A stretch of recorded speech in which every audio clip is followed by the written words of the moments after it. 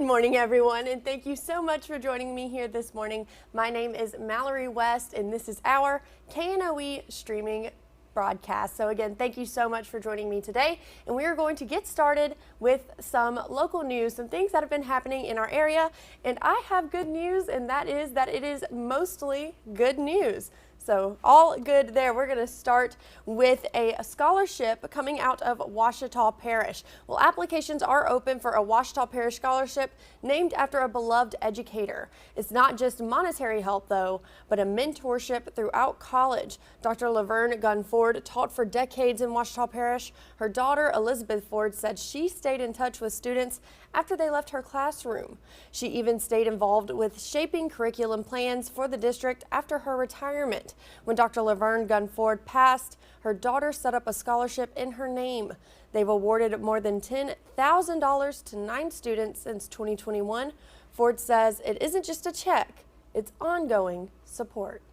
Because just because you graduate and get a scholarship, everything's not easy peasy, okay? So definitely knowing that they're developing and they're growing into greater adulthood through the educational journey, whether it's here in Monroe at a local school, or even if they're out of state, we definitely want to continue that legacy and keeping up with them and just promoting them and helping them along the way. She kept up with us, reached out, prayed with us. So that was very beneficial throughout my college experience because you need somebody there that is supporting you and rooting for you from back home. Ford says they're also accepting community donations to expand the scholarship fund. And in other news, the National Wheelchair Basketball Championships are this spring. The Convention and Visitors Bureau want to make the area as comfortable as possible for the athletes. They're asking people for input on what works and what doesn't work for those with physical challenges in Northeast Louisiana. So be sure to keep up with that and figure out more on our website, KNOE.com. And in West Monroe, the city of West Monroe introduced new home buyer assistance, the home buyer rehabilitation programs. If you need help purchasing a home, you could receive up to $25,000 in down payment assistance.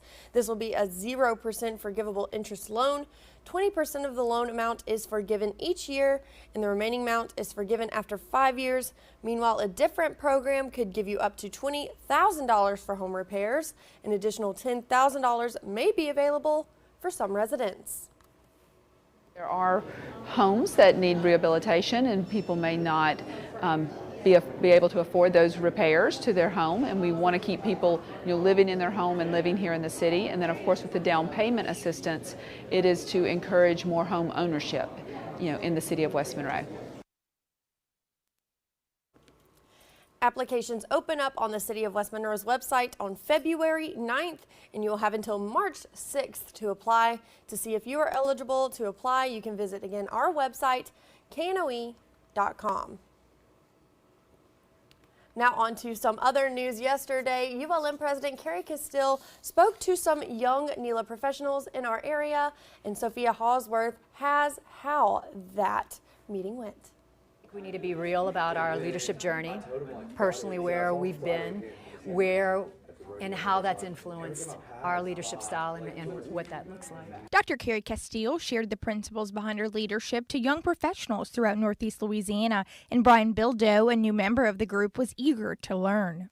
I'm new to the area. I moved here a couple years ago. My wife's actually from the area, but I just recently got into a leadership position, so I'm looking to ways to advance myself within the community and how can I help the community with my skill set.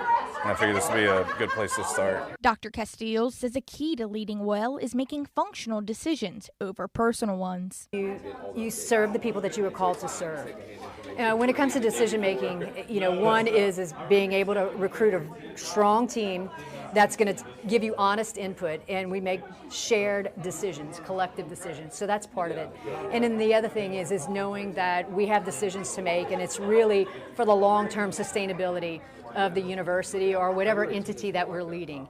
It's not personal, but it is in fact functional. Bildo says the takeaway was simple.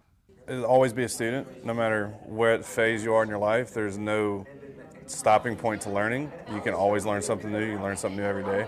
So as long as you keep an open mind, you can keep learning. Fellow member Hollis Walker was touched by Dr. Castile's message. I don't know, I got a little emotional at one point. And so she mentioned the whole, she's here for the success of her students, whether it's on the football field, whether it's in the classroom, throughout the community, graduation, and she want to be a part of everybody's lives. And so I think just the fact that she shows up and she's there from the beginning to end, it speaks volumes in my life. For Dr. Castile, the event was a chance to hear what young leaders need. To be able to gather their input from our young leaders as to not only where they are currently, but what they need is important for me to hear, our provost to be able to hear. You know, it's great to be able to listen to them and say, people need to know how important ULM is, and that we want them to stay here. In Monroe, Sophia Hosworth, KNOE 8 News.